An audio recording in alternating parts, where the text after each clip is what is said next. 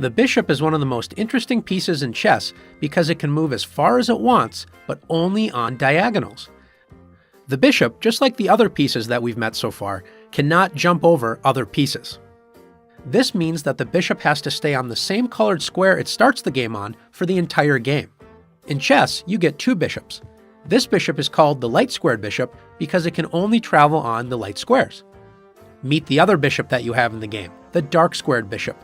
It moves exactly like the light-squared bishop, but only on the dark-squared diagonals. Now that you've met both bishops, let's take a look at how they move. With just one move, the dark-squared bishop can enter the longest dark-square diagonal on the board. Let's do the same with the light-squared bishop. Now, notice no matter how many bishop moves we make, the bishops never cross paths. They never block each other. And the reason why is because they're on opposite colored squares, so they never interfere with each other. They make a good team. Now that you've learned how the bishops move, it's your turn to practice moving the bishops.